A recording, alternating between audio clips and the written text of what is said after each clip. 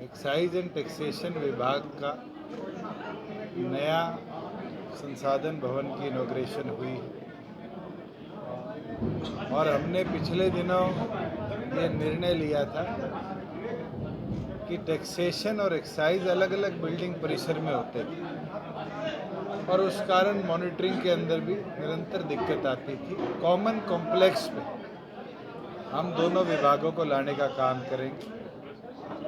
इसमें सबसे प्राथमिक तौर पर हमने गुड़गांव को एक पूरे विशाल कॉम्प्लेक्स में लाने का काम किया, जहां जेईटीसीज भी बेंचेस हमने स्थापित करने का काम करा। उसके बाद दूसरा सोनीपत के अंदर इस्टेब्लिश हुआ और जल्द ही रेवाड़ी के अंदर भी हम संसाधन भवन इस्टेब्लिश करने में सफल रहेंगे। साथ में प्रदेश भर में और जितने ऐसे ज़िले हैं जहां टैक्सेशन को प्रॉपर दफ्तर अवेलेबल नहीं है, वहाँ पर एचएसवीपी के अवेलेबल इंस्टीट्यूशनल साइट्स को हम परचेज करेंगे और उनके अंदर संसाधन भवन बनाएंगे कि कॉमन प्रेमिसेस के अंदर जीएसटी की मॉनिटरिंग भी और एक्साइज की मॉनिटरिंग भी रेगुलरली रहे। लगभग अगर मैं बात करूं तो सोनीपत ज़िले का इस साल का टैक्स इनटेक जो है वो 3180 करोड़ के लगभग है और अपने आप में 3180 करोड़ सोनीपत जैसे ज़िले के 15% वृद्धि का पार्ट है। प्रदेश के अंदर पिछले वित्त वर्ष में देश में सबसे ज़्यादा ग्रोथ रेट देखने को मिली है, जो कि 22% की है और ये रेगुलर मॉनिटरिंग के कारण लीकेजेस और सीपेजेस को रोक कर हम अचीव कर पाए। और हमारा टारगेट है कि आज जहां हम 33,000 करोड़ के आंकड़े को छू चुके हैं, अगले वित्त वर्ष के अंदर, जो कि अब शुरू हुआ हुआ है, हम इसको 40,000 करोड़ तक पहुंचाने में कामयाब रहेंगे। साथ में बहुत लंबी मांग थी कि खरखोदा का एक एक्सप्रेसवे ने तो बाईपास बना दिया, मगर आज भी हैवी लोड होने की वजह से रोड इंफ्रास्ट्रक्चर निरंतर टूटता जा रहा है। तो लगभग 7 करोड़ की लागत से खरखोदा के दोनों एंड्स के जो बाईपासेस हैं उनको हम रिवैम्प करेंगे कि हैवी ट्रैफिक को भी वो केटर कर पाए और जिस तरीके से खरखोदा के अंदर इंडस्ट्रियलाइजेशन बढ़ रही है, आम नागरिक को भी उसकी सुविधा मिल पाए और बाहर साधन जाने से शहर के लोगों को फ़ायदा मिले। लगभग 80 करोड़ की लागत से 4 कॉन्स्टिट्यूंसीज में, राई में, गन्नौर में, सोनीपत में और खरखोदा में आज रोड इंफ्रास्ट्रक्चर को रिवैम्प करने की नींव रखी गई है, जिसमें प्रायोरिटी 1 लिस्ट एमएलएस की, अधिकारियों की रखी गई, जिसमें रोड इंफ्रास्ट्रक्चर को इम्प्रूव किया जाएगा। और साथ में एक लंबी मांग थी, गोहाना से निकलते एक गांव आता है बड़ौदा, बड़ौदा के अंदर जल्द रेस्ट हाउस का निर्माण पूरा कर लिया जाएगा।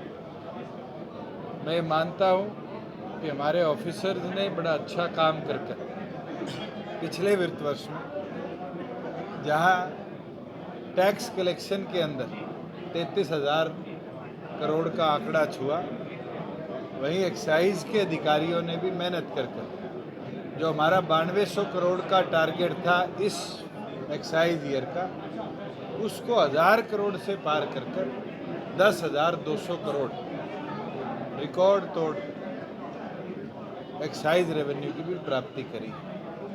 मैं डिपार्टमेंट के तमाम अधिकारियों को बधाई देता हूं कि उनकी बेटर मॉनिटरिंग का आज नतीजा है कि प्रदेश के रेवेन्यू के अंदर बेहद वृद्धि हुई और मैं यही उम्मीद करता हूं कि आगामी वर्ष के अंदर हम और ज़्यादा टेक्नोलॉजी के सहयोग से और बेहतर तरीके से हमारी मॉनिटरिंग को भी और लोगों को भी मोटिवेट कर पाएंगे कि जो टैक्स ड्यू प्रदेश का बनता है, देश के जीएसटी सिस्टम का बनता है, वो रेगुलरली पे करते रहे और प्रदेश की ग्रोथ में हिस्सेदारी अपनी देते रहे। सर, देश के नामी पहलवान जंतर मंतर पर धरने पर बैठे हैं, उसको लेकर आपकी क्या प्रतिक्रिया है? मैं पहले भी बोल चुका हूँ, आप चाहते हो आपके आगे भी बोल दूँ। उनकी दो मांगे थी। पहली कि उसकी इन्वेस्टिगेशन हो, एक कमेटी बनाएगी, वो उससे सेटिस्फाइड नहीं थे। दूसरी कि पुलिस की कार्रवाई हो, 2 FIR पॉस्को एक्ट में भी और दूसरी धाराओं में भी दर्ज होगी। अब वो सुप्रीम कोर्ट गए हैं, मुझे लगता है सुप्रीम कोर्ट से बड़ा कोई भी इंस्टीट्यूशन नहीं है। मैं तो ये मानता हूँ पुलिस इन्वेस्टिगेशन के अंदर वो सहयोग करे, अगर किसी की गलती है तो उसको बख्शा नहीं जाएगा। दुष्यंत सिंह इनेलो नेता गोविंद सिंह चौटाला गोहाना पहुंचे थे, उन्होंने ये कहा है कि जिस तरह डिप्टी सीएम दिल्ली को चलो, मैं तो एक चीज बोल देता हूँ कि जिसको मैं पहले दिन से नॉन सीरियस पॉलिटिशियन बोलता हूँ, उसके सवाल का रिप्लाई करना जरूरी नहीं है। मगर मैं अभी आपको डाटा दे के हटाऊँ कि जहाँ हमारा 9200 करोड़ का टारगेट था 7800 करोड़ से, एक साल के अंदर हमारा एक्साइज रेवेन्यू 10,200 करोड़ है। सिंपल मैथमेटिक्स है, जाके समझा दो कि 7800 करोड़ से 9200 करोड़ 1400 करोड़ की वृद्धि मानी थी, और 2400 करोड़ की वृद्धि अगर हमने कर दी तो हमने ईमानदारी से काम किया। किसी के आरोप लगाने से बेईमान नहीं बनता आदमी। वो तो मेरे नाम पे एयरपोर्ट की ज़मीन भी कह रहे थे विधानसभा में, मैंने तो फर्ज ला के दे दी कि आज़ादी से पहले की गवर्नमेंट लाइफ स्टॉक के नाम पे वो ज़मीन है। और आप लोगों ने क्या उनसे ये पूछा? आप लोगों ने तो सिर्फ जो बेहूदी बात करेंगे आप लाके पूछ लोगे।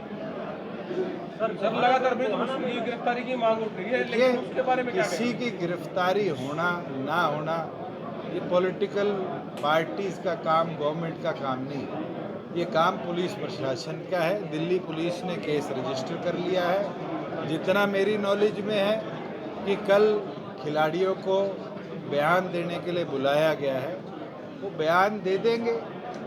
उसके बाद पुलिस क्या कार्रवाई करती है, क्योंकि मैटर अभी अंडर इन्वेस्टिगेशन है, तो मैं इससे ज़्यादा इस पर टिप्पणी नहीं कर पाऊँगा। और मैं एक चीज़ ज़रूर कहूँगा, अगर निर्दोष को फंसाया जाएगा वो गलत है और दोषी को छोड़ा जाएगा वो गलत है। अगर कोई दोषी है तो उसको सख्त से सख्त सजा देनी चाहिए। दुष्यंत सिंह गेहूं का उठाव नहीं हो पा रहा मंडियों से, इसकी कोई साजिश है थी इसमें, इस आरोप जंतर मंतर पे जो मैं ना तो साजिश बोलता। तीनों खिलाड़ी हरियाणा प्रदेश के हैं, धरने पर बैठे हैं।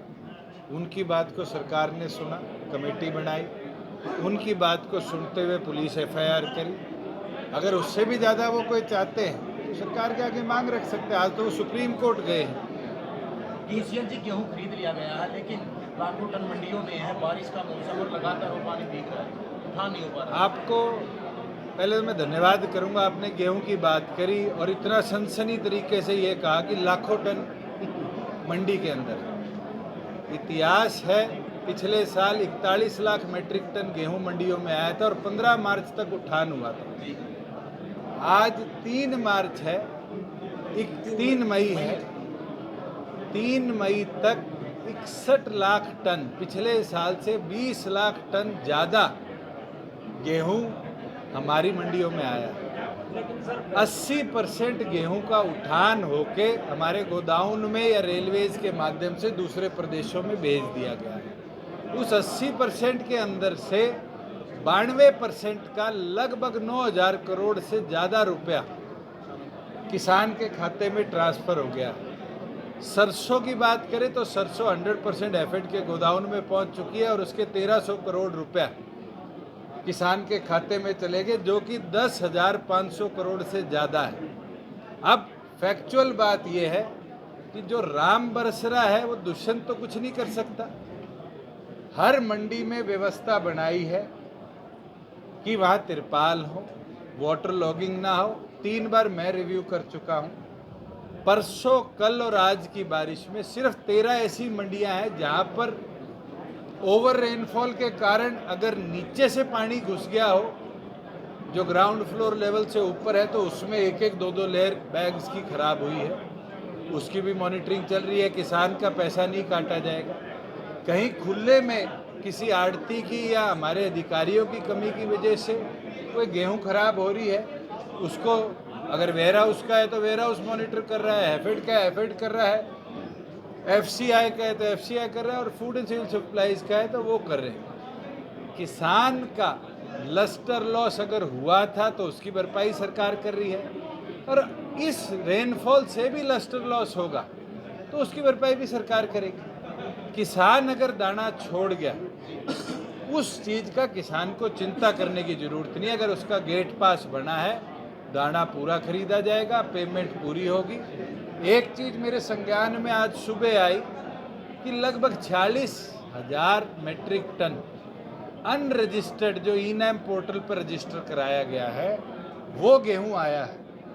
अभी सरकार नॉन मेरी फसल मेरा ब्यौरा रजिस्टर्ड किसानों का गेहूं नहीं खरीद रही, मगर ई-नैम पे वेरीफाइड होगा, हरियाणा का होगा तो ज़रूर 15 तारीख से पहले उस पर भी फैसला कर फार्मर का, मेरा आइडिया है 65 से 67 लाख मेट्रिक टन गेहूं आएगा।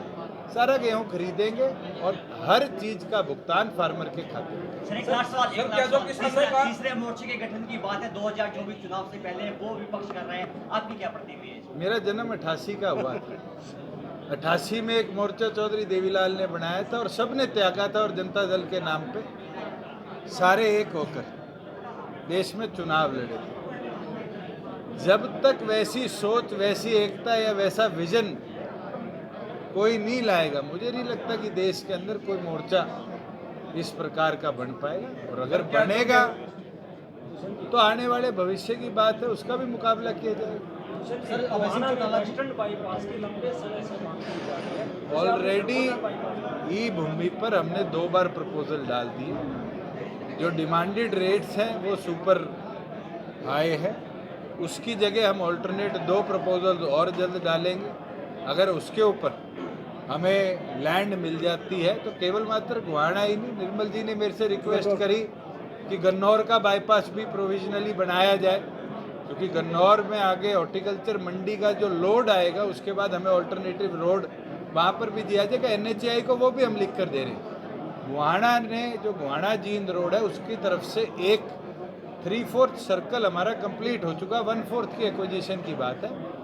जल्द उसके ऊपर भी हम जो हमारा ई भूमि पोर्टल है जहाँ पर हम जमीन खरीदते हैं फार्मर से, उसको खरीद कर आगे कार्रवाई करेंगे। सर